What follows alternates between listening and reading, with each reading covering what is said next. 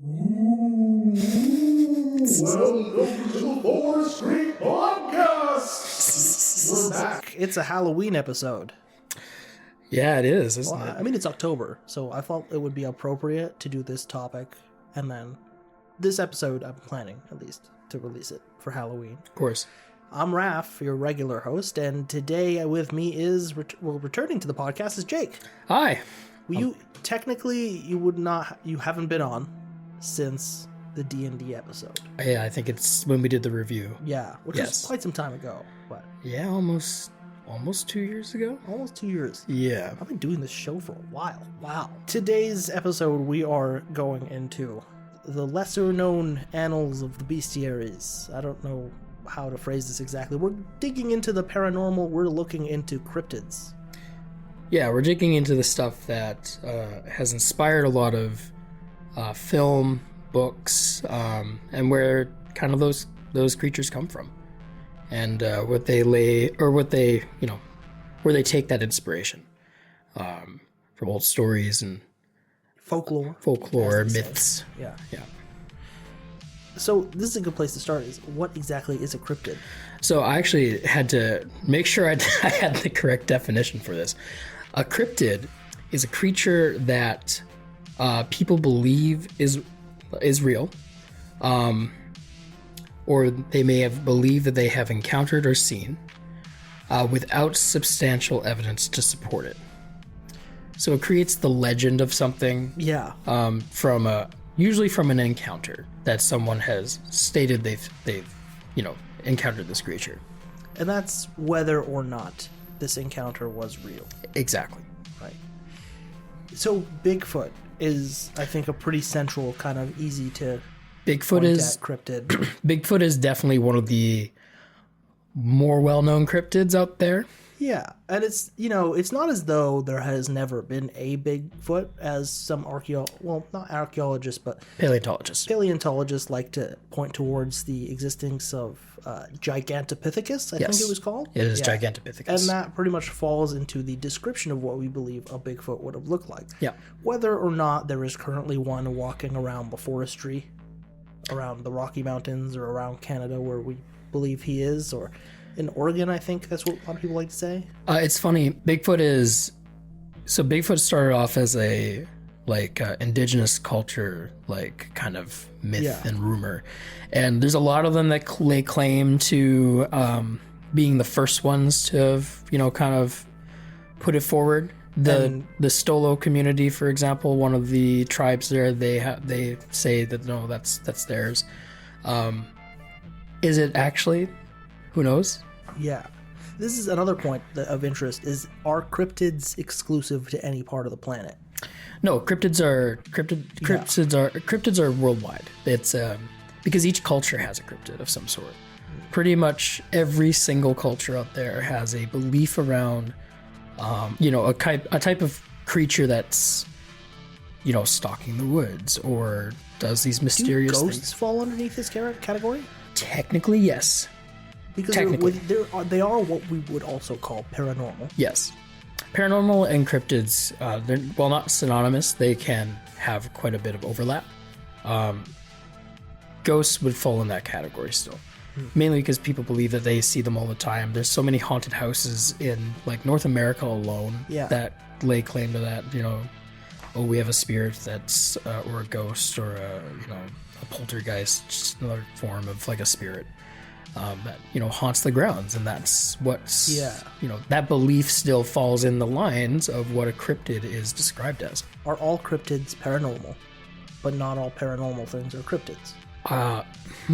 That's a hard one. Because here's a curveball that I want to throw into this. Yes. Are aliens cryptids? Yes, they are. Oh, okay. They are considered cryptids. So they're considered cryptids. And it's again goes back to the definition. It specifically defines a creature that someone has, that people believe they may have encountered or that does exist without substantiating evidence. So when we say creature, though, we often think of something being biological. Living, yes. Having a physical substance, whereas ghosts don't typically fall into that category. No, but there's some really specific cryptids that actually have that overlap where it's both a creature in story but also a spirit in story. Interesting. Yes. So kind of depends. I would say you could lean on it saying, yeah, ghosts and this stuff are probably classified as a cryptid in a way. Because again, it's an entity. Yeah. It's not exactly a living creature, but, you know, it's still a thing. It is an encounter that you can have. Exactly. Right. So that, basically, a cryptid is more so defined based off of the experience that you might have with it. Yeah. An encounter, and a spooky one at that. Usually, yes. Right. Yes. Vampires, also in this category? Yes. Romania has a huge thing with vampires. All right. So, again, you know, you had people, there's still people today that still believe that, you know, like Dracula was like a real thing. I mean, like Vlad the Impaler was, where it's we can dig into the history of these things because they're very fascinating. Yes. One more that I'll throw in here just to see, is this a cryptid? In today's episode of Is This a Cryptid? Mummies. Zombies. Yes. Mummies and zombies would still fall under that. Fascinating. Any form of a creature, like even religious things, is still technically in that category. Mm-hmm. It's interesting that you say religious things. In a conversation when we were preparing for this podcast, we talked about the idea of going into the religious aspect of these things. Personally, I didn't think it would be that interesting, because a lot of the time, at least in common religious parlance, we just look at stuff like that and we go, it's demonic, and that's it. Well, it's not even just demons that fall in that category, though. Yeah. Well, I mean, again, we're saying, I'm saying demonic in the sense that defined as not of God, therefore don't mess with it. Yeah. Yeah. That's basically what they tend to say. So there isn't like a ton of, you know, demonology is not very well studied, to be honest, in Christianity. Really it's not. It's also just not stuff that's useful to the public. I'll be perfectly honest in that sense. Yeah, exactly. Yeah. But on the other hand, like, there is an interesting spiritual aspect to some of these things, and I think it's more so interesting in the realm of like something like theoretical physics than it is religion, to be honest, because I think about something like a ghost and you've got to wonder, how does that exist? What does that say about the way life exists? And how you exist in a way, because if a ghost is actually based off a spirit of a person, then does that mean that we exist just in this dimension, or because of that, is there another part of you that moves around in another dimension? I mean, until today, ethicists still can't really, being brain dead is something that's very fuzzy as a medical term, because we don't know what parts of the brain need to be dead, and even people who are quote-unquote brain dead still have like functioning organs which do need neural input to continue working. Yep. So it is difficult to determine on that front, and that's because fundamentally we don't understand the brain, we don't understand the emergence of life, and we don't understand the occurrence of life and what makes the light bulb on versus off in some sense. Yeah. And going back from that, I mean, the same could be said for these creatures we're going to be talking about today. We have no idea about all of what you just previously stated. We also have no idea if these are real or if these are just fiction. I'd probably, lay on the side of more likely fiction, but I think most of us safely do. I would say most of us safely do. It's at least not very integral to our belief systems to go that Bigfoot exists and he's out there. No. If you are someone out there who does believe in Bigfoot, it would be great to hear what your perspective is. Do you want to drop your social media handle? You can hit us up on the Forest Creek. Oh my God, my social media. Yeah, send us your crazy cryptid stories. Maybe a photo if you took one. Take your selfie with Bigfoot. Yeah. But like I'm saying, like your average everyday person. Yes. Does not come into contact with cryptids. No. But you might go camping. You might see a spooky shadow in the woods. It might have just been a tree blowing in the wind. It might have been something nefarious. You also could hear a scream just off in the distance. That's very true. This is actually posing one question that I think we should land on right before we dig deeper. Are cryptids all evil? No. They are not. Not all cryptids are evil. The idea that a cryptid is evil is more so because of film, books, that sort of thing. It's not so much... They're always the monster in the horror movie. Yeah, and There are definitely cryptids that are described as monsters because they are monsters in the folklore and the myth, but not all of them are that. At the very least, we can kind of say, is a tiger evil? Not necessarily. No, but you can be eaten by a tiger. Yep. Yeah, exactly. So there are, and that's the thing, is like, are they actually evil, or are they just, if they are a real thing, are they just hunting? And you just happen to be in the wrong place at the wrong time. So I think it would be best to start, in terms of looking at these cryptids one by one. Bigfoot does kind of take, is the king of cryptids in some sense. I'd say it's a tie between him and Mothman, but Mothman is pretty up there. Mothman's pretty up there. Same with the Leeds and Jersey Devil. The Jersey Devil. I'd say in international renown though, Bigfoot probably takes the cake, mainly because other cultures also have their own version of Bigfoot. That is true, because we also have other names for it. We have Sasquatch and the Yeti. The Yeti. Yeah. So to start with Bigfoot as we know him, at least to my understanding, Bigfoot is a Canadian phenomenon. Yes. Yeah. This is again there's a question yes. mark there. A very hesitant yes, but like, where exactly does Bigfoot reside? That would be more so between BC, Washington, and like it's essentially the Rockies is where the main sightings of Bigfoot occur. The Rockies territory, Northwest America. Northwest, sorry, my bad. Northwest America. Yes. Is Bigfoot distinct from Sasquatch, or is that just another name, as we said? Honestly, it's more of a naming thing than anything. The description of the creature is the same. Sasquatch is just, I believe it's Hakamalum for... Interesting. Like the name for it. I believe that's where it came from. I need to fact check that one. We should say your background is indigenous to North America. Yes. I'm a part of the Anishinaabe peoples. My tribe is located in Manitoba. Right. Or the area that is now called Manitoba, at least. Exactly, yes. Yeah. So what kind of... is there like a background lore to what kind of cryptids emerge in the folklore of indigenous cultures? Yeah, most of the cryptids that emerge from indigenous cultures are stories that are supposed to guide you to, be a better person, to lead the good life, essentially. And that's at least from what my people's, like, they don't have a religion. They have, like, a belief system, though. And the translation for it is the good life. Right. And does that kind of imply, at least in the public imagination, that's like a harmony with nature? Yeah, we're stewards of the world, of the land. That's what we're supposed to be.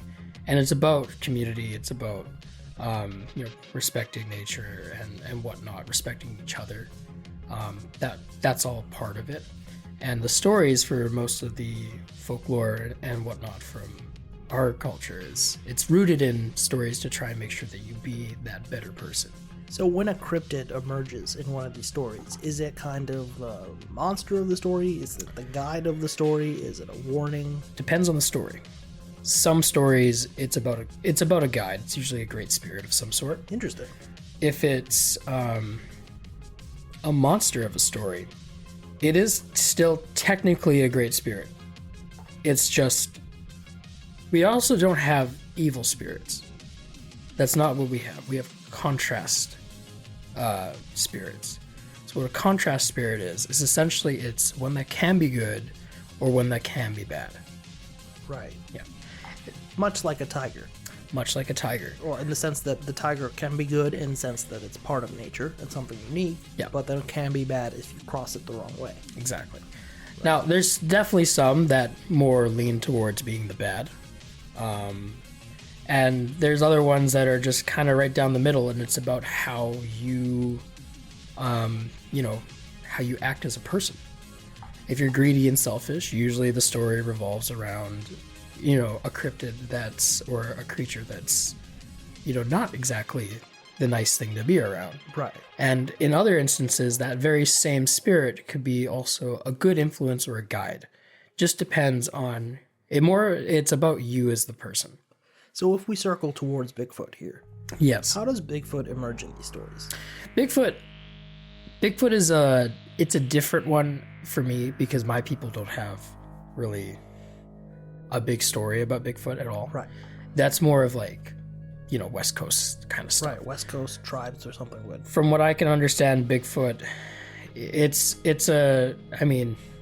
most people think it's a giant ape man that walks through the woods. They're not wrong.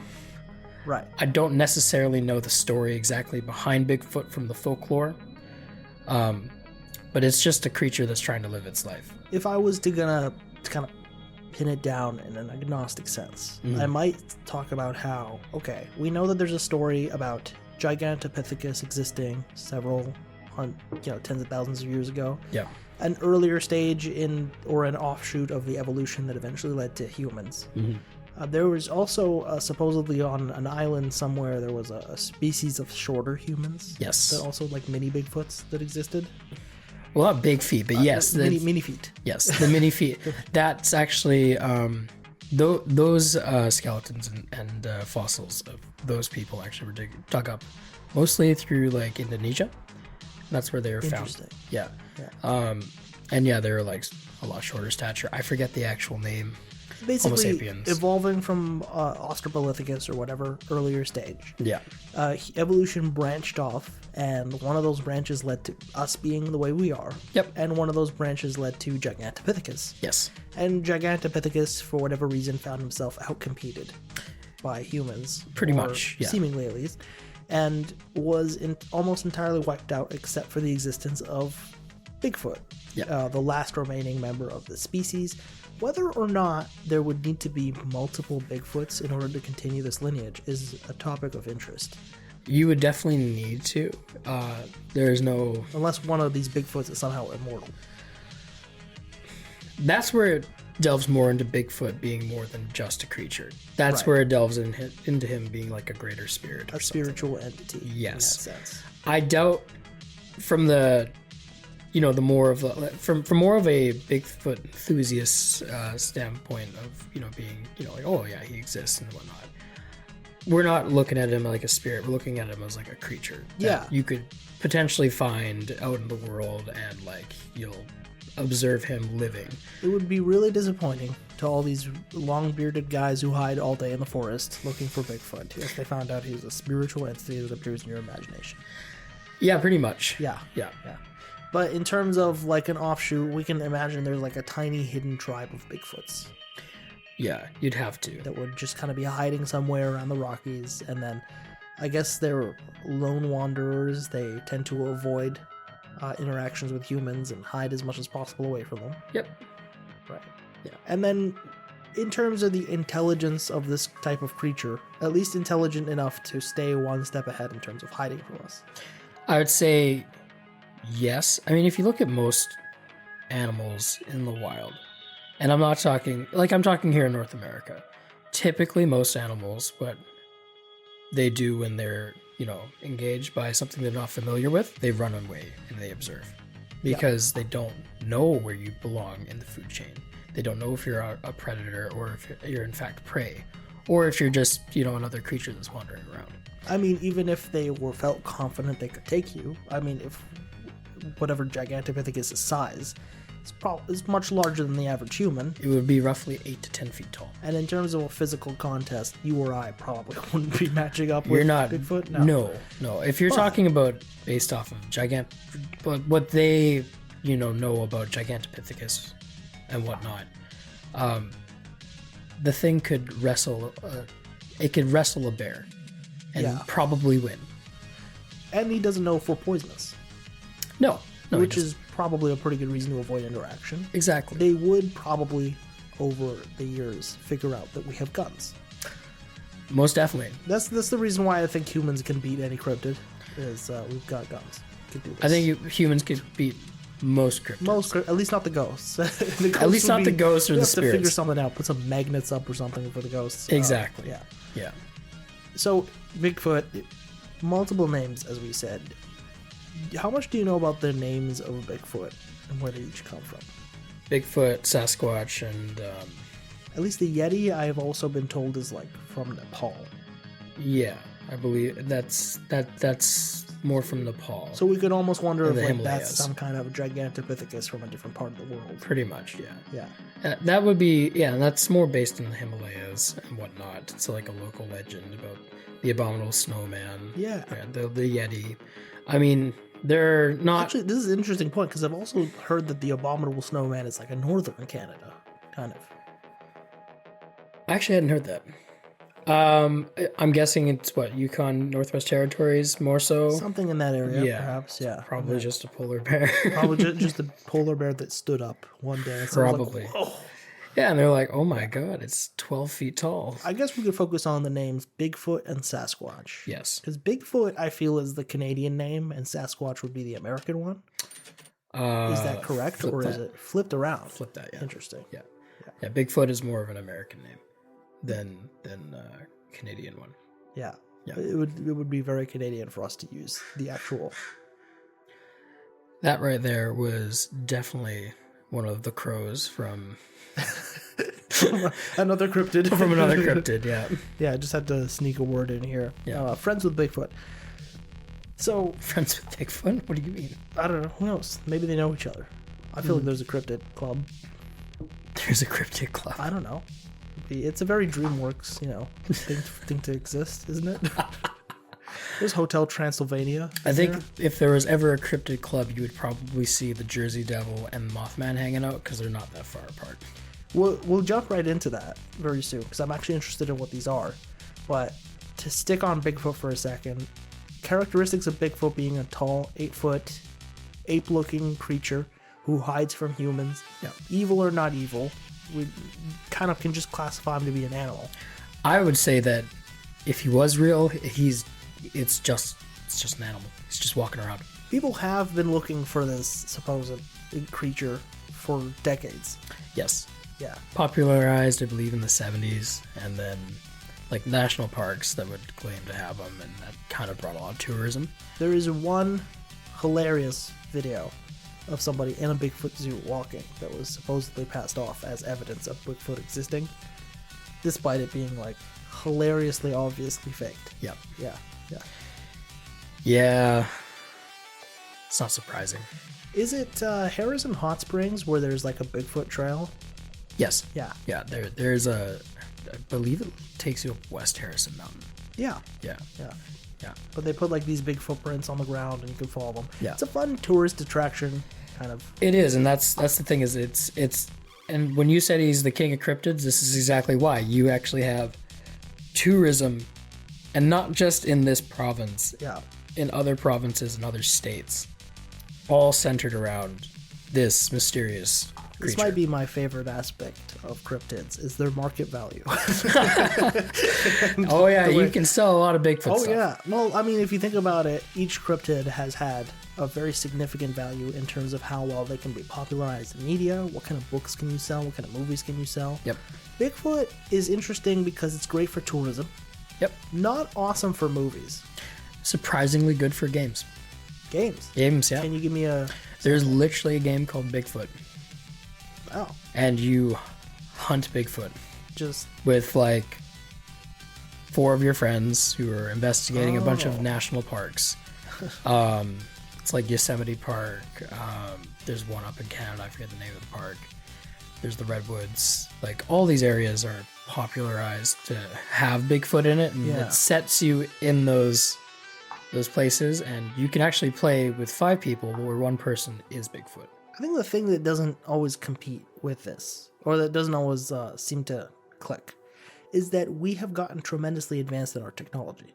Yeah. Cameras, thermal imaging, satellite imaging, all kinds of radar tracking, whatever the heck we're going to use to find Bigfoot. We've gotten more and more of it. It has become more and more complex, and still none of us has actually managed to catch a sight of this guy. I think the thing you got to remember with it, though, is that the people that are actively looking for him may not have the funds to acquire that kind of tech. Yeah. There are definitely some who do, and I think if they're looking where they're looking, I mean, results are net zero. Which does kind of lead to an interesting idea, that what if Bigfoot is more of a spiritual entity, like you said before? In that case, it would make a lot of sense that he could appear or disappear.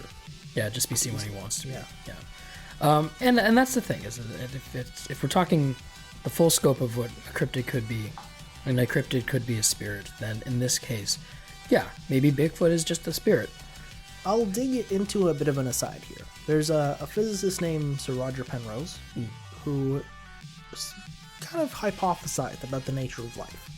And if you look at the way that the brain works, we can't quite determine where life is in the brain. We can start to isolate certain functions and examine the way it works out. But for all we seem to understand is that the brain is like the physical facet of this existence of life.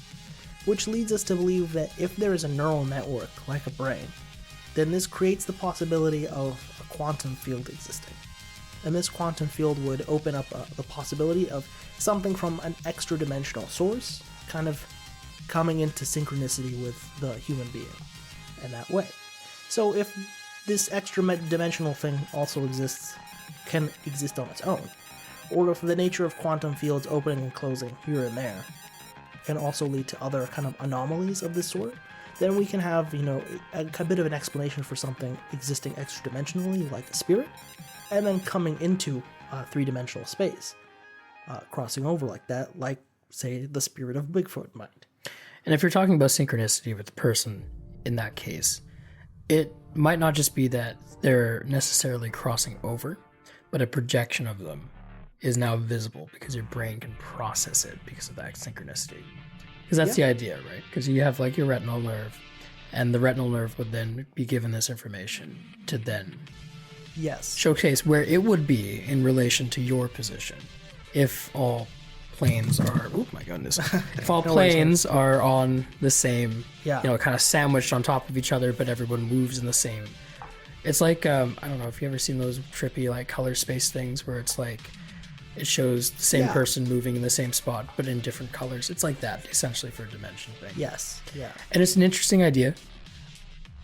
And it's something that people think about, like, when maybe on the effect of hallucinogenics, some people believe that, your brain becomes expanded to be able to perceive these things more occasionally. It's the kind of impetus for a lot of vision questing. Yeah, that and actually it's starvation. That's also one of those. Also does fit into the same thing, to cause hallucinations and whatnot. Yes. Yeah. And Bigfoot can easily appear. Yeah. Yeah. Well, I mean, when you're starting to, not have exactly the correct chemicals going where they're supposed to, you can definitely see some things that aren't, actually there or supposed to be there, but your mind, whether it is your mind expanding to be able to perceive a quantum field, exactly, or you're very hungry, or exactly, your brain has all the pieces to make Bigfoot. 100%. You know what it looks like from media. You know what monkeys look like. You know what humans look like. You know how something would walk in a humanoid fashion. If your perception of space is off, you can tell if something's very large or very small. Yeah, and at the same time, you can also see, just from all of our different media sources, the different wide variety of what Bigfoot looks like, and whatever it was that fits for you for that image. So the next. We were also contending in terms of popularity of cryptids. Why is Mothman popular? Where does Mothman come from? Mothman is from Point Pleasant, West Virginia. There it is. It's always somewhere on the East Coast that some of these creepy cryptids come from. I mean, like, you have the Appalachian Mountains there where there's some really crazy stuff. But Silver Bridge, which collapsed in 1967, really... there were sightings and sightings and sightings of him there during the bridge's collapse and after. And before that, though, there was actually... Can you tell us a little bit about how Mothman emerges around the collapse of this bridge? Pretty much as the bridge collapses, people believe they see him standing on top of one of the... just on some high point on... It's like where the cabling goes, yeah. Okay, interesting. Yeah, like the cabling pillar, essentially. Was it believed that, like, Mothman... He caused it, yeah. Caused the collapse of the bridge? That was the belief, is that essentially he caused the collapse of this bridge. He's the bringer of bad times. Bridge, and that's the first quote-unquote sighting that we have of Mothman. No. That is not the first sighting of Mothman. So where does the Mothman legend originate? It still originates in West Virginia. It was actually a teenager driving home at night who claimed to have seen Mothman as he was driving home. And then 90 miles away, very same night, a couple driving down the road also saw the creature. Oh wait, sorry, it's not a teenager. It was the couple first. 90 miles down the road, a police officer claims to have also seen the creature. Same description. Large glowing red eyes, with massive black wings and a huge profile to it. It's about the size of a man. What's the lead hypothesis as to what Mothman is? For an actual creature that I might have been mistaken with, a lot of it is with a type of two birds. There are two types of birds that it is currently believed to actually have been. One of them was an owl that was believed to be what Mothman actually was, and the other one, it's kind of like a stork. I don't know how best to describe. I don't remember the name of it. I mean, but it has red like colorations around the eyes. Does Mothman originate in the folklore of any indigenous culture? No, it's like West Virginian. This is West Virginian. Folklore. If I was gonna give a guess here, I would guess that Mothman, if Mothman is real, it's like an American military experiment gone sideways. There are files, reportedly, at least if I'm quoting Alex Jones, there are documents supporting experiments about human-animal hybrid people that have been created. And Mothman seems to have fit underneath that category. Now, does Mothman have military applications? I think so. Could you imagine sending him out to Iran and making him chew bridge cables? Do they even have that many bridges? I don't even know, but I think it's mainly stone bridges. So. There goes your entire textile industry around. Yeah, it's gone. All your fabrics, they're gone. Yeah, that's what Mothman does. He exactly. gets rid of, if there's no uniforms, they can't fight. Exactly. But on the more serious note, is Mothman a nefarious type of thing? He's a bad omen. Omen. So yes, he'd be a nefarious type of. Is this because of the one bridge collapsing? Because that's almost like letting your cat just knock something off of a counter. Yeah, it's mainly because of the bridge collapse. Okay. Yeah, it's not necessarily that like people see Mothman and then they crash their cars and have a bad day or something. I mean, if you're staring at it while you're driving, then you'll probably crash your cars anyways. But it's just this one story about Mothman.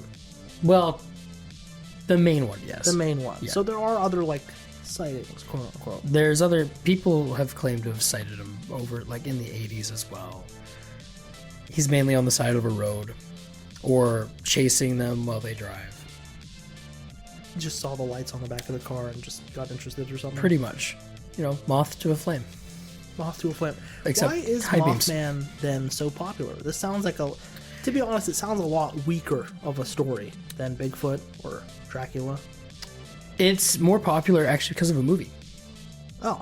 Yeah, there's that Mothman movie that came out in the early 2000s, I believe. Oh. And it actually gained international fame because of that movie. Did you see this movie?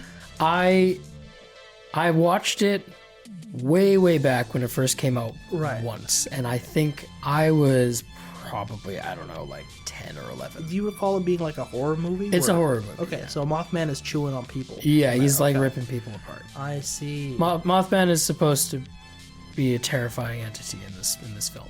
And again, this is where the inspiration comes from, West Virginia for the Mothman movie about actual Mothman, except Mothman in all sightings and folklore has never actually actively killed someone. It's just movies take it to the extreme. You're making me feel at this if I'm the bouncer at the Cryptid Club and Mothman shows up, I'm looking at his ID being nah, you can't come in.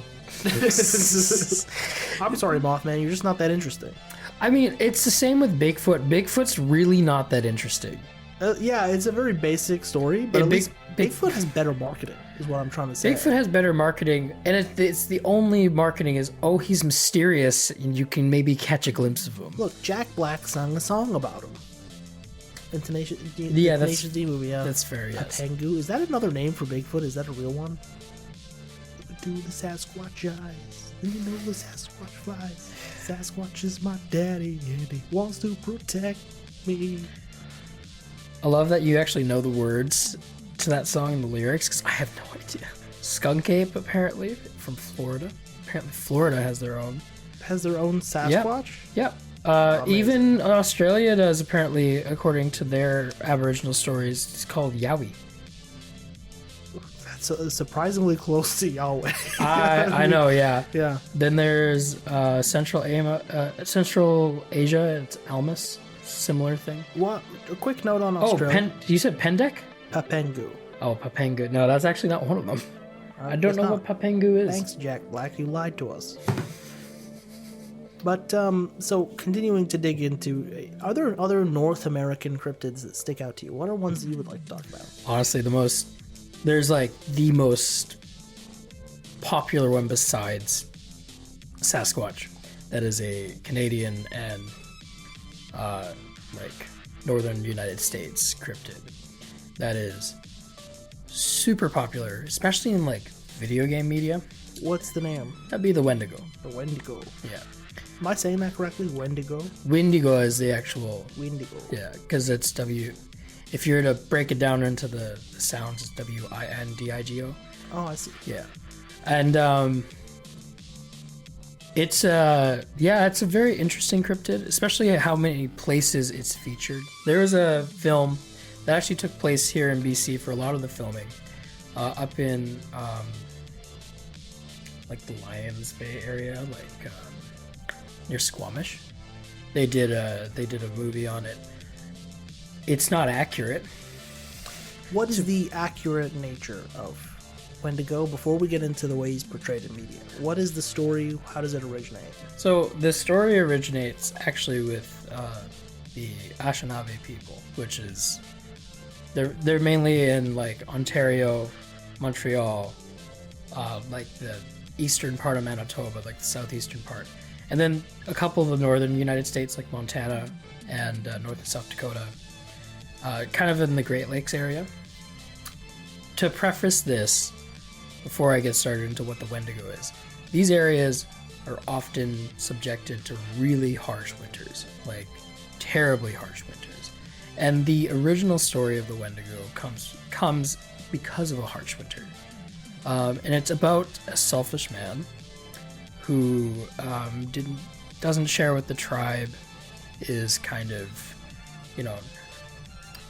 not banished, but no one helps him because he's so selfish. And now in the middle of this harsh winter. And in the middle of this harsh winter, when they ran out of food, he is so hungry and so desperate to eat that he eats his family. Oh. That's where it came from. So the Wendigo is a cannibal. Yes, it's the ultimate taboo, or not the ultimate, but one of the greater taboos in Anishinabe's culture is cannibalism. Right. We don't do that. Which is a pretty big taboo everywhere else, to be honest. Not everywhere. I mean, South America, that's a thing. Most places. Most places. This is an interesting one because whereas Bigfoot was an earlier evolutionary state of man, yeah, and Mothman might be some kind of human-animal hybrid, Wendigo is a man who was transformed by his evil deeds. How does the Wendigo appear in the traditional legend? So the legend, after he eats his family, essentially what happens is he grows. So that's why the original depiction of a Wendigo is a gaunt, lanky man with glowing red eyes, and that comes from the idea that he is forever hungry, because every time he feasts on flesh, he grows it's never enough to satiate him, so he becomes more and more hungry. Interesting. So it's like a curse. It's a curse. The Wendigo is also considered a contrast spirit. More on the bad. This is why. The reason why, though, is because it's a person that does this. So, because you and I, according to culture, we have our own spirits. So when our spirit gives into doing something that is selfish or greedy or something like that, or embarking in a terrible taboo, then you're no longer a good spirit. You're now, you could have been good, but now you're being bad. Now you've, indulged in something that you shouldn't have. And because of that, you're cursed. Right. Yes. So what happens after that is essentially he goes off, wanders into the woods, and then he waits for people to appear and hunts them and eats them. We were talking about you and I have our own spirits. Our spirits get right. Yes. So this is when you commit something heinous like this, then you become a contrast spirit, and then you're cursed. And that's what happened to this man, the first Wendigo. And he just stalks the forests and waits for people to stray from the tribe during harsh winters specifically, and then eats them. And when he eats them, he grows larger because he can never satiate his hunger. That's the curse.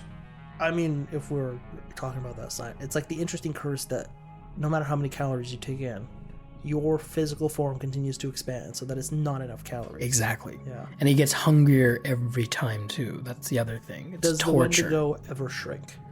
I mean, when he grows, it's not like he's not growing muscles. Yeah. He's just, his limbs elongate. He gets a little bit taller, more gaunt. The best description of him is a lanky, like his arms are far longer than they're supposed to be. Yeah, it's like Marfan syndrome kind of description, except he's got tattered like skin from being so literally stretched out. Yeah, exactly. Fascinating. Yeah. There's another story afterwards about a man who comes to the village and hears about him and hunts him and kills him. Supposedly like a heroic tale. A heroic tale, yeah. I don't remember the name of the hero in the tale, but there is a tale about it. Right. But the Wendigo, that description is not used at all, except in like, I want to say one piece of media that I know. And that would be Until Dawn. Right. Which is a kind of like a story-based video game where it's more quick time events than anything else. And that's where it has the closest to accurate like depiction. What's the more common depiction? The most common depiction that we see is something that is cloaked, a cloaked kind of tall bestial creature with an animal skull over its head. It has like a deer skull with antlers. That's really what it usually depicts. Kind of fitting into the occult nature. Yeah. Things. Yeah. So that's the most common depiction of it.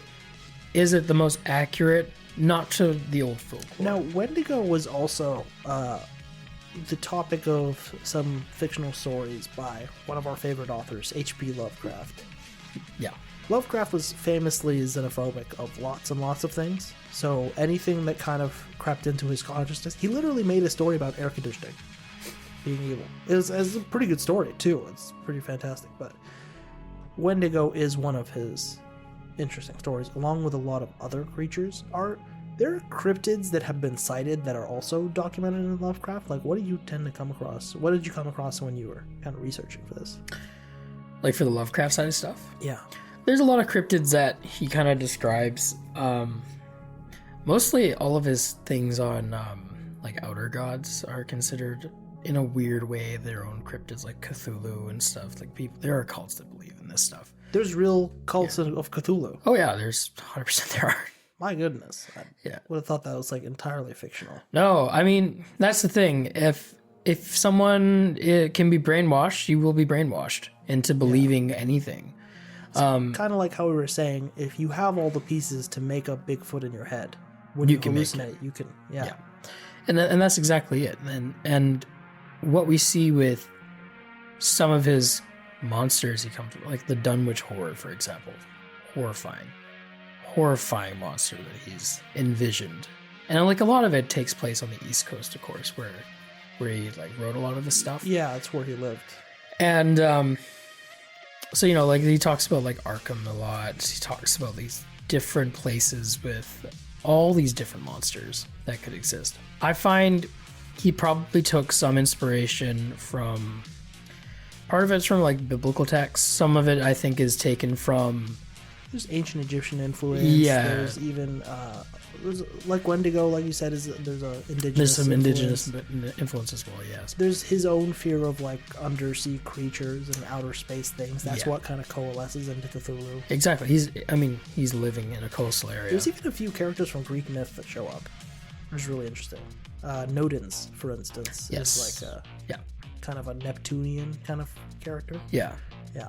So that's very interesting. But he's also written about ghouls and goblins and stuff like that. And the funny thing is, ghouls, at least how they're described, it's a really similar description to what a wendigo is. Yeah, that is true. Yeah. It's a gaunt, lanky creature that has tattered looking grayish skin. With the exception of cloven hooves. Yes. Yeah. So is that traditionally part of Wendigo's description? No. It's traditionally, he looks like a misshapen man. Right. That's the traditional look of what a wendigo is. And then I think over time, people have added more bestial elements to him. Yeah. I mean, like Pet Sematary, for example, it's like a... they did a recent movie on it, like a reboot from the Stephen King classic.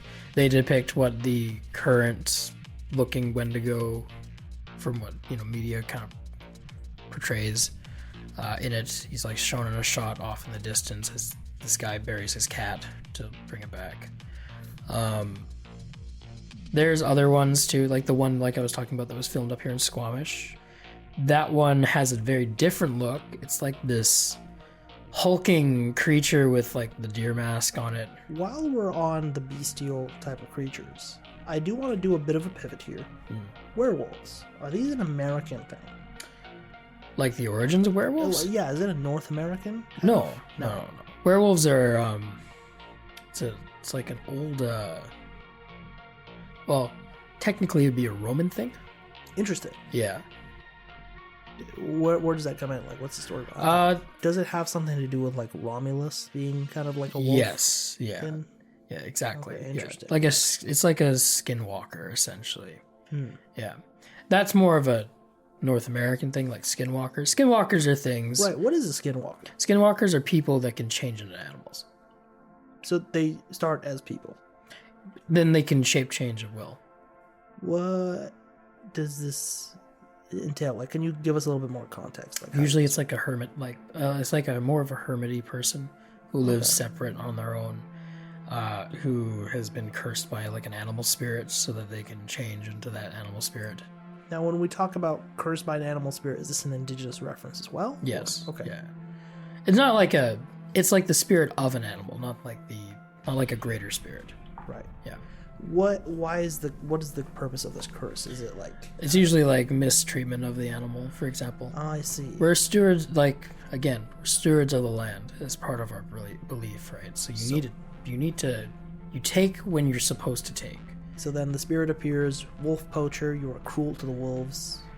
The poetic justice of you turn into a wolf. We've now cursed you to turn into a wolf. Yeah. You can turn back, but you also are starving and act more animalistic.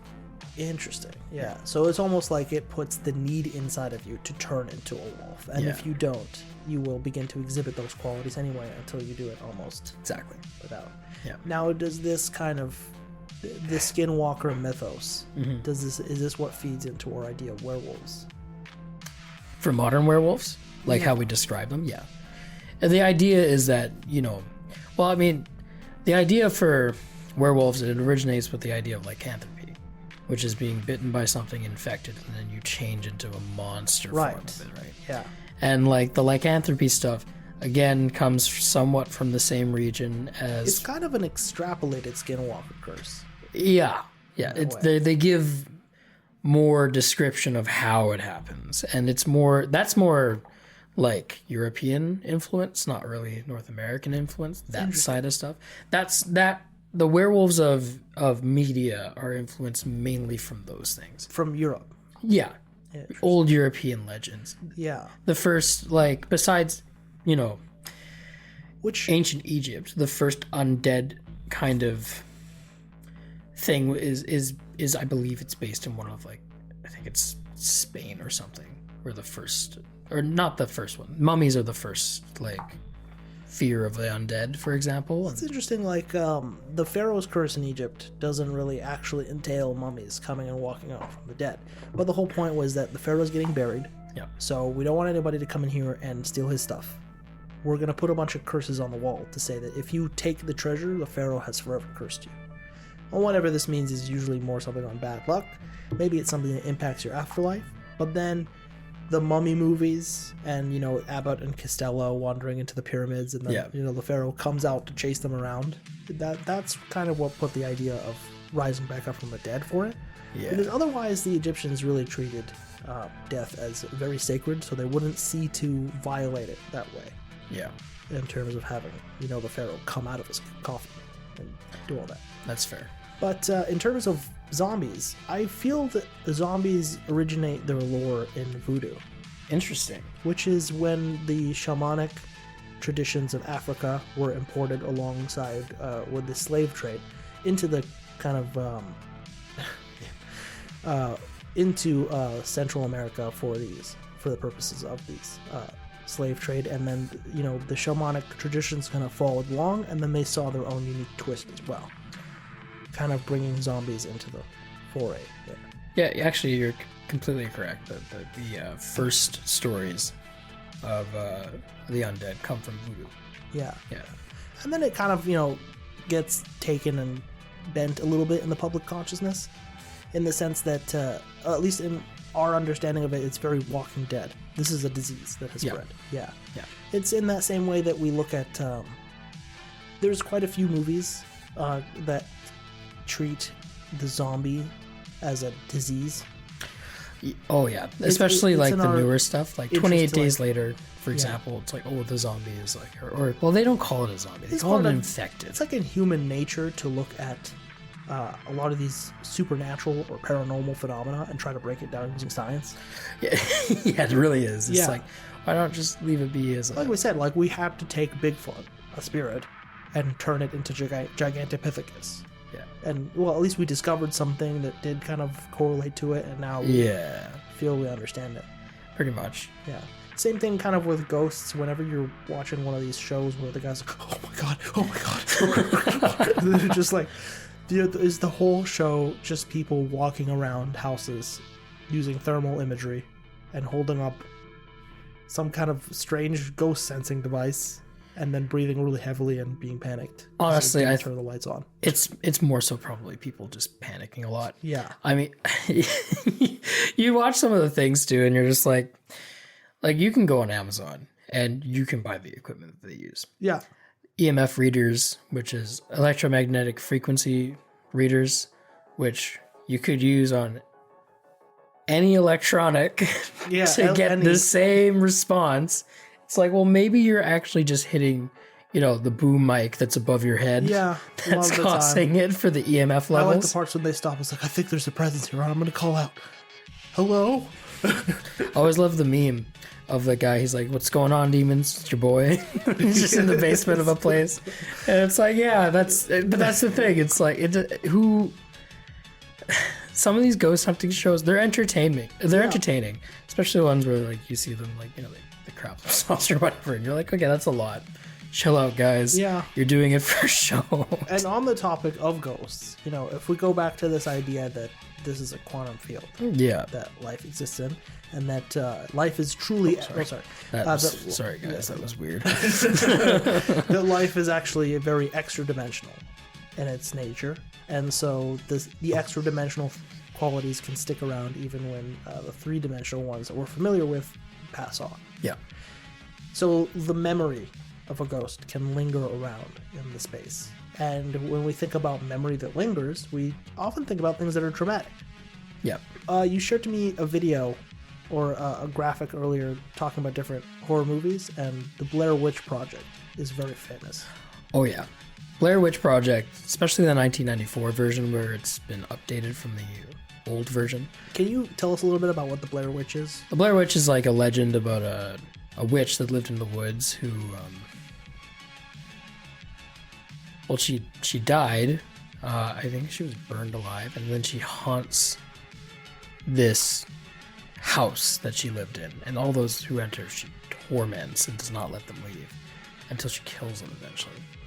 The Blair Witch is, and it's not just the house though, it's like this huge acreage area that she covers, and apparently it's like different spells or whatever that she left around that I did study a little bit and read into occultism and the practices of magic and their various traditions, because it is very wide. And there is a modern practice of Wiccany as well, and there are modern interpretations of different shamanic practices that come from, ancient traditions. But it is important to acknowledge that, like, some of the practices associated with witchcraft are satanic in nature. Oh, and that's the thing, is that when you talk about the practices of these different things, shamanic, Wiccan, and witchcraft, those aren't synonymous.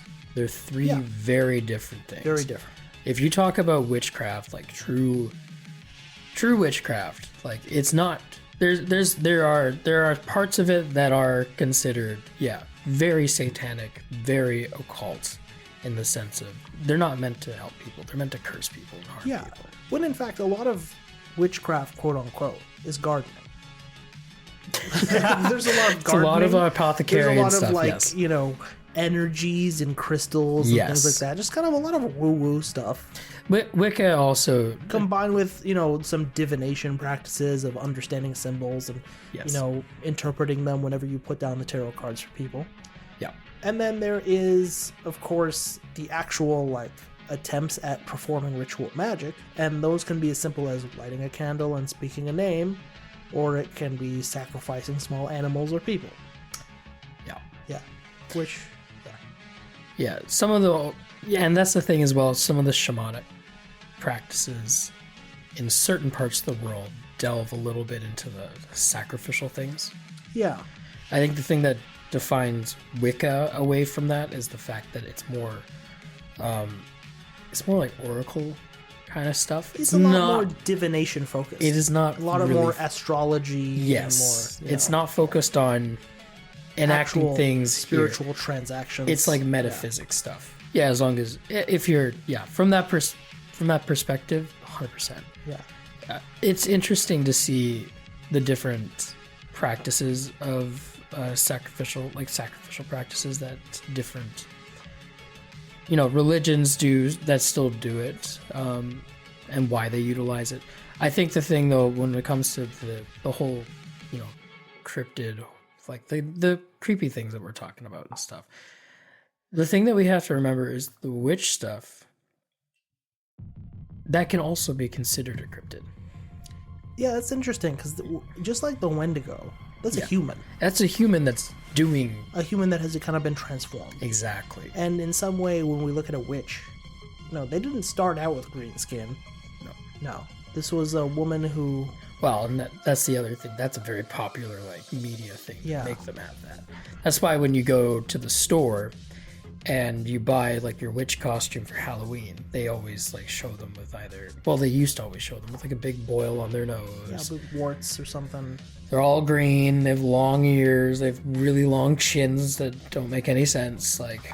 They've kind of become deformed by the evil of their practices. That's the media portrayal of it. Yeah. If you were to talk about a real witch, I doubt you would see that. You can go on Tinder and find a girl that says Wicca in her profile. It doesn't look like that. No. No. Still, again, separate things. Well, Witch and Wicca, they're not exactly the same. If you can still find girls on Tinder with witch in their profile. Yeah, that's true. And again, they don't look the same. They don't look like what you see in media. I mean, the thing that pulled it away from that, I think, especially in more recent times, probably Hocus Pocus. Hocus Pocus. Yeah, the Salem story. Oh, right, yeah. But it's the funny one that they did in the 90s, and then they did that reboot recently in 2022. Again, three sister witches. I mean, it's a comedy. Yeah. But it pulled away from Sabrina, the whole... the teenage witch as well. Exactly, yeah. It pulled away from the green-skinned version of them. Harry Potter kind of plays a bit of a role in a huge role in that. Popularization of occultism and magic. More magic than anything else, but... It is pretty invented as well. It's not borrowing from ancient traditions or anything. Yeah. It's actually more inspired by other media than anything else. That's very true. It's not really... part of it's inspired by it. It's a picture of a picture in that way. Yeah. And that's the thing about any sort of film that you're watching right now for Halloween or something, or Halloween, or for whatever, autumn harvest. It's all inspired by something else from folklore. So I want to step back a little bit and get back to lycanthropy. Okay. In terms of whenever we see people hunting lycanthropy, silver is involved. Yes. Is there a reason for this? I'm not sure the exact reason for it. I know in the story of the Wendigo, for example, silver is also something that's used to kill them. So I don't know if it's borrowing from that. It could be... Why is silver the element? It's because it's pure. Purity. Yeah. Also something that kind of glows and almost seems a little bit divine. More ethereal. Yeah. Okay. It's a precious thing to remove a spirit. I think that's where it kind of comes to at the core of it all. Especially for any time that silver is involved. Like, silver is mainly used with, lycanthropy. Some stories, especially that have been adapted for different, like, board games and whatnot, silver is it's like a holy thing.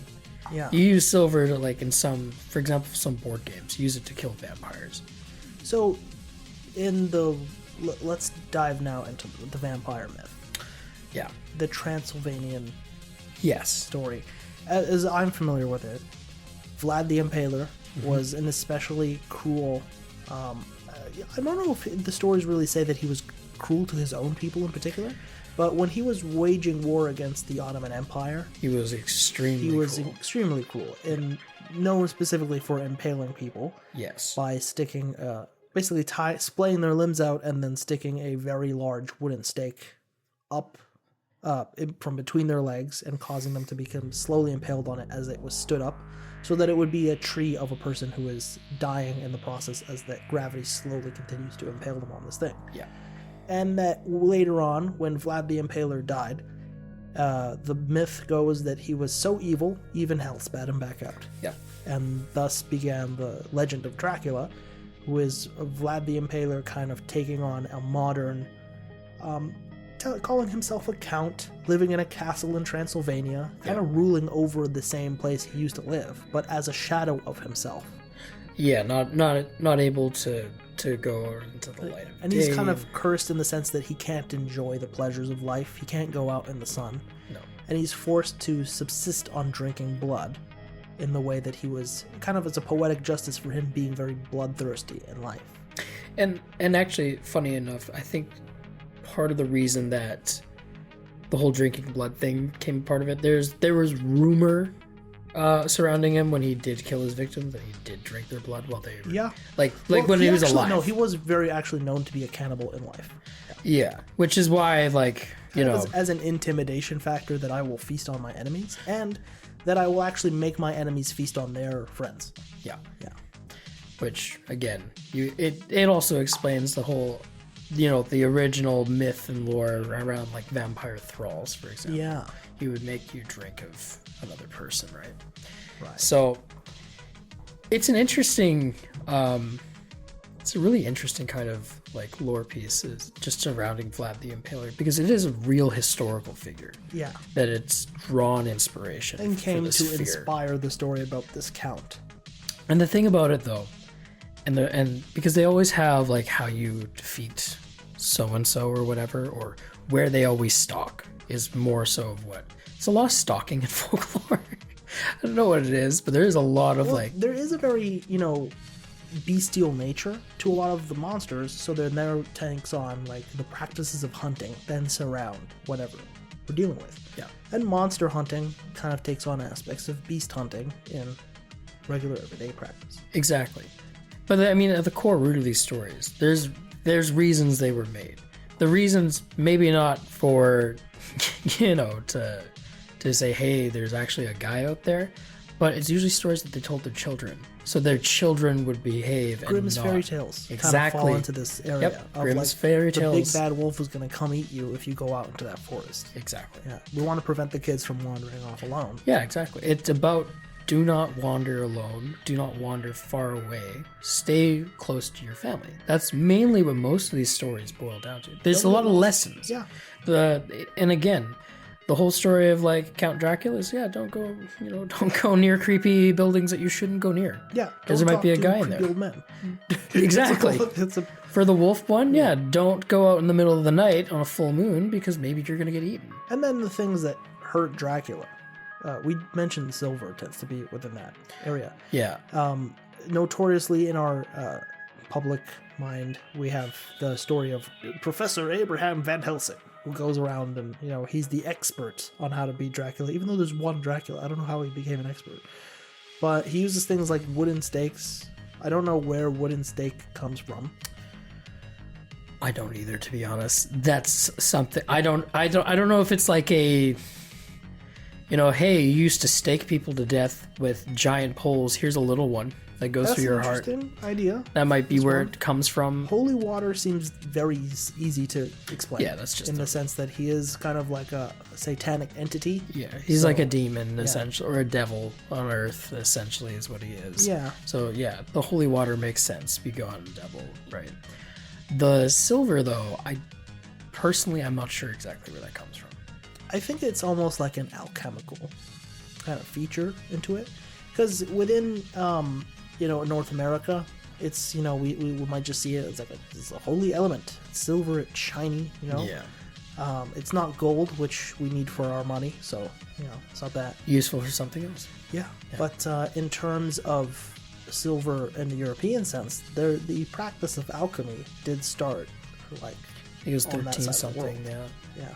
Well, alchemy would have started, like, 6,000 BC. I'm talking, like, the more, like, there was a huge period during the earlier, post 1000, AD, where it was, alchemy was a craze. Like, people were trying to figure out how to make gold from mud. It was coming back, I think. Because occultism and the practices of alchemy, astrology, and theurgy, and stuff like that, they see periods of vanishing and then resurgence. Yeah. Famously, like in the 1920s, there was a massive resurgence of fascination with the occult. That's when fortune tellers started to come back into circuses. That's when little occult societies would start up, notably by characters such as like Aleister Crowley's kind of cults and stuff like that. And there were even elements of that bled into like the Nazi Party and Third Reich. Yes. Yeah, there is a lot of occult study in there to try and... Which is very interesting. It's a strange thing. That's a whole other rabbit hole. It's worth its own podcast. Yeah. Something else that's worth its own podcast that maybe we can just touch on a little bit. Aliens. Oh God, aliens. Alien sightings and stories around Area 51 and Area S4, especially if anybody's like, because Bob Lazar a few years ago became popular again with a documentary on him by Jeremy Corbell, and then lots of other UFO stories, and now in particular with UAP, unidentified aerial phenomenon, showing up in our news all the time now. Yeah. Yeah, and now people are waiting, is the U.S. government going to declassify some stuff we all want to hear about? I mean, they declassified a lot of stuff about just unexplained and unknown, and they don't know what it is according to their documents. You can take that with a grain of salt, but at the same time, maybe they don't actually know what it is, and some of the sightings as well, some of the recorded sightings as well. Yeah. That's the thing that's different, actually, from cryptids. Yeah. From traditional cryptids. But the thing that's different from like the folklore cryptids, aliens, while not exclusively something from this century or even the previous century for like, a concept, aliens, when it comes to our understanding of the universe, is something so widely debated between the whole like, are we alone? But the thing that's crazy is that we do have videos of UAPs. Well, what's distinguishing them now is that it used to be that we just had stories of these random people in the country who would claim that they were abducted or whatever. Yeah. And then now we have military videos and recordings of them, like the one by Commander David Fravor, who is in the U.S. Air Force, and they caught very good video footage of this UFO basically doing circles around them.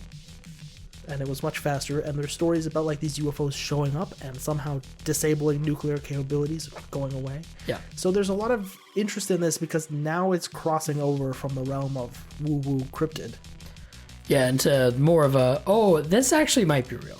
Yeah. And that's the thing. Like, where are my tax dollars going? Yeah. I don't actually, I'll touch on this a little bit. I don't know if aliens are real. I don't.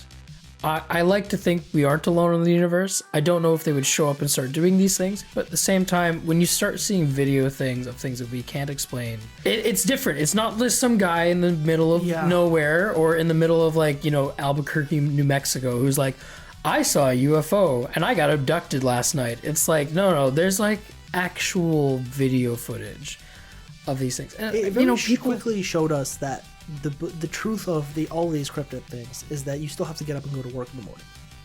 It doesn't matter if Bigfoot is real or not. I still have a job to do.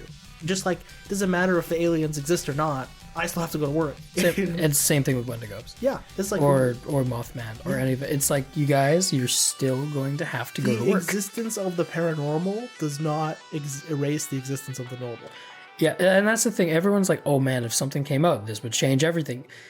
No, it'd be really a note in the news, and it would be there for like, I don't know, if Bigfoot was proven to be real, it would be big for about, I give him probably 6 months, and then after that, we're like, oh yeah, Bigfoot's People are gonna be like, who are you gonna vote for? It's Donald Trump. Exactly. Yeah. When it comes to aliens though, that one is a little different from the rest of the cryptids because aliens is a whole other concept. It has a note to it that is existentially challenging.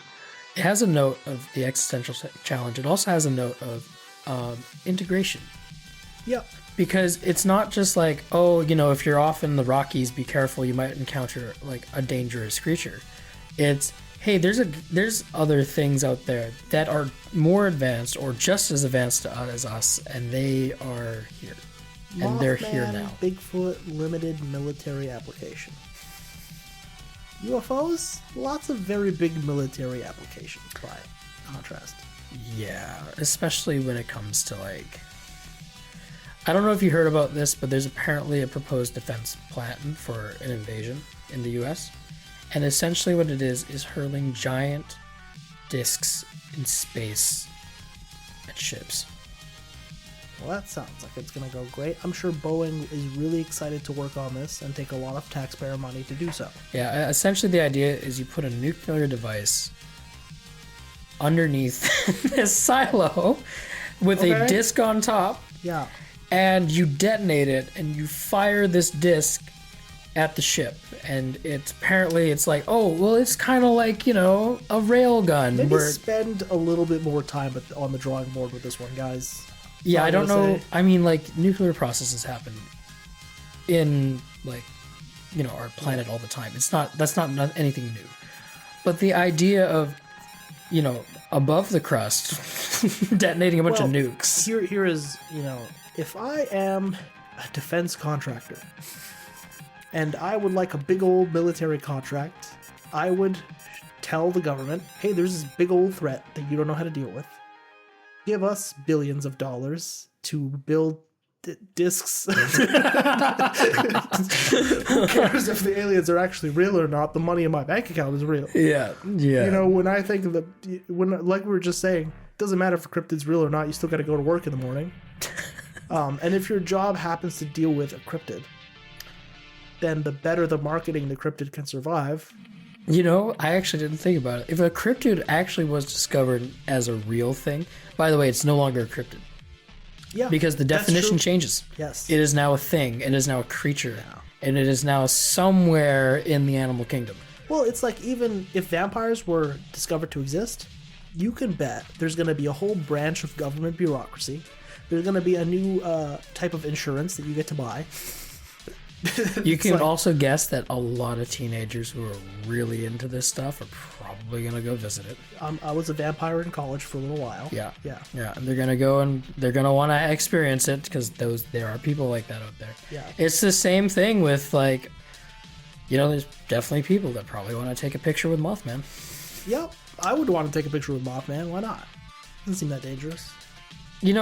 I'd agree, but moths freak me out as they are right now, let alone a giant one. A giant one would be a little terrifying. Yeah. Like, if a viewer at home is laughing at me right now, it's understandable.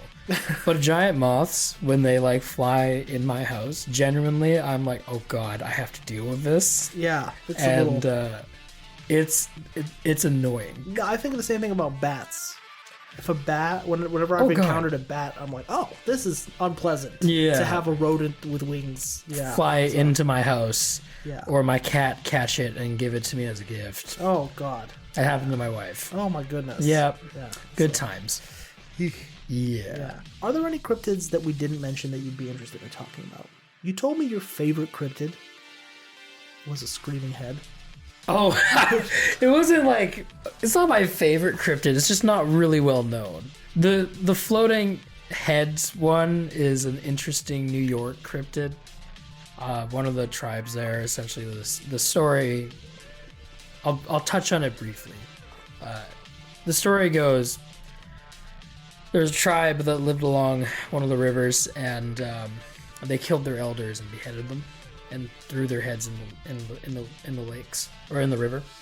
And those elders, because they didn't have the proper death rites and whatever, and ceremony performed and whatnot, their spirits lingered, and only their heads did.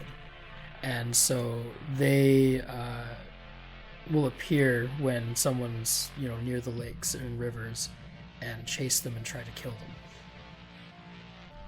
That's pretty terrifying. Yeah, a floating head. Oh, this actually reminds me. What's the New Jersey Devil?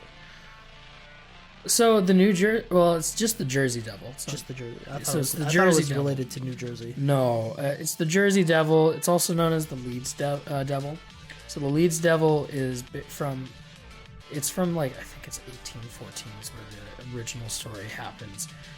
There's this woman, Mrs. Leeds, I forget her first name, but she's about to have her 13th child. 13. Yes. And that's an unlucky number. She doesn't want her 13th child. Yeah. So she curses the baby in the womb. Well, that's nice. Yeah. And the baby's born. It's a normal looking baby, but over time, slowly it starts to change into what the description of the Jersey Devil is, which is, it's a whole horrifying sounding thing. It looks like a foal. So if you don't know what a foal is, it's like a baby horse kind of. Oh my goodness. With wings. And it's like its little hooves and legs, and that's what I mean. It's very skinny. It stands upright. It doesn't look right. And apparently, in the legend, it killed someone in the house and then flew out of the house once it was. And now it stalks the woods around the area. I do want to dial back and be like, 13 is an unlucky number for a lot of reasons. Yes. It's famously not like people don't put it in buildings. They just skip the 13th floor and go 12th to 14th. I like the number personally. Superstitious. One of the reasons why the superstition exists is they go, at the Last Supper, there were 13 people around that table. Oh. And then Christ did not survive to the end of the year. So they always say that whenever 13 people sit around a table, one of them is not going to survive to the end of the year. Well, we're screwed. We just had Friendsgiving and there was 13 of us. Well, good thing we weren't all sitting at the same table. That's safeguard for it. There you go. Yeah. This is why a kid's table is very important at Thanksgiving. Yeah, keep them over there. Let's keep them safe. Even numbers only, people. There's no oddballs here. But so the Jersey Devil, Leeds Devil, gets sighted flying around occasionally, or does it ever kill anybody? No, it doesn't kill anyone. The legend says that it killed one person, and then it stalks an area and chases people, but never kills anyone. Is there any interesting media about this? There were a bunch of sightings back in like the 80s and whatnot, and the early 1920s, where they were claiming there was actually a reward at one point for the Jersey Devil. Oh, fascinating! I believe it was the height of it was $15,000 back then. Wow, huge, and that was put up by the county. So to think about that, this mythical creature,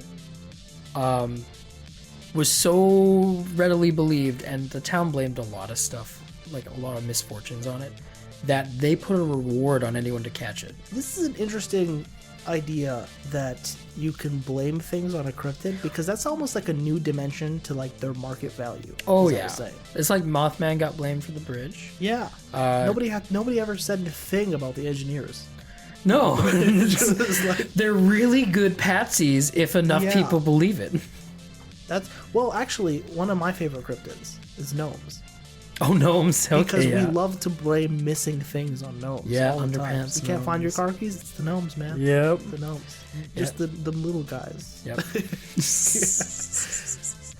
Oh man, gnomes and elves.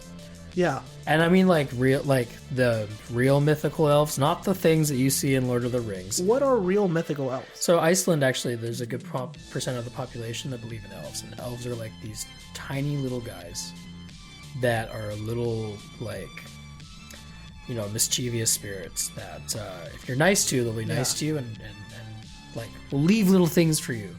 But if you're bad, then they'll start taking stuff from you and messing with you. It's interesting. People document on dimethyltryptamine whenever they consume DMT. They have visions of the clockwork elves, which are these multi-dimensional spiritual entities that are like extremely wise, and they communicate using music or something, and you somehow understand them when you're undergoing that hallucinogenic state. And people kind of like use them to reference, kind of like, oh, maybe this was a little bit like that, the things that seem to exist in Norse myth, because we do know that a lot of the origin cultures of Norse myth were like often consume these psychedelic.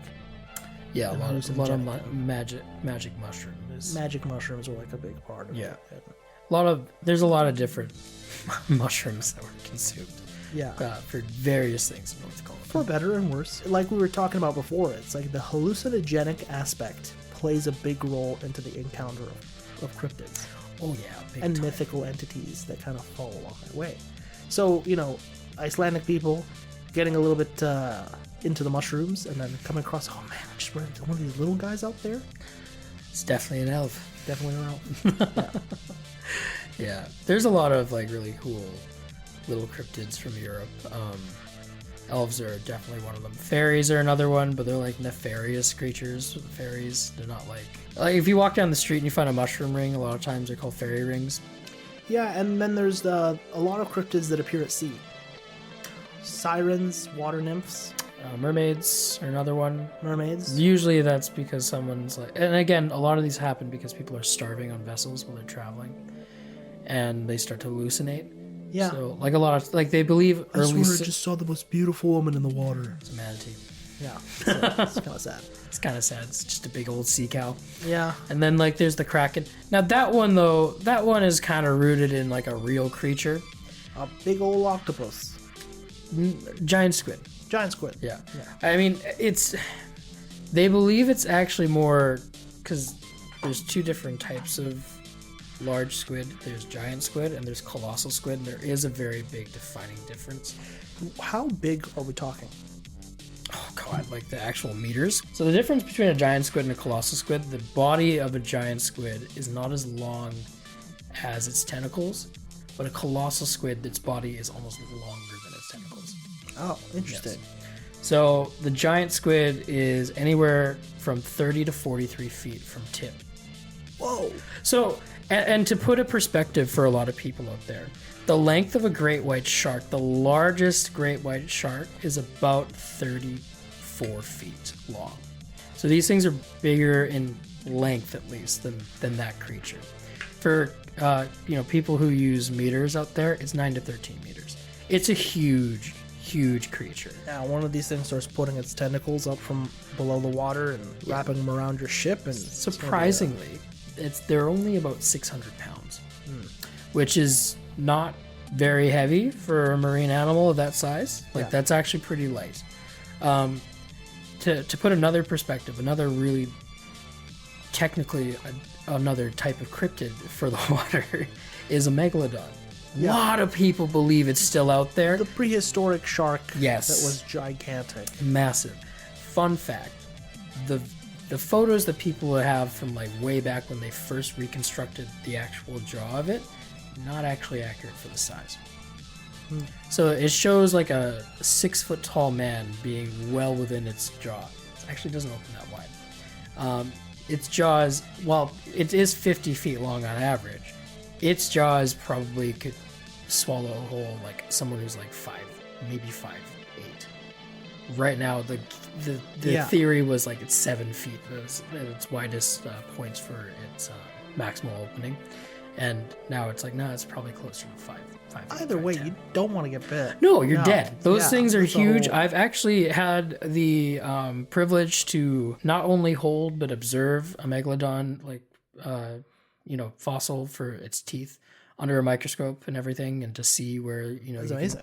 You can see the damages that happened from both erosion from being in the sea and then also from actual this bit into something. Oh, it's really neat to see that, to see the differences. Yeah. There's definitely more fossils of its teeth out there than anything else when it comes to its, because there's not much of a skeleton with a shark. It's mainly cartilage. It's also the same reason why you're not going to find a whole lot of remains of like ancient giant squid and whatnot, because it's mainly cartilage.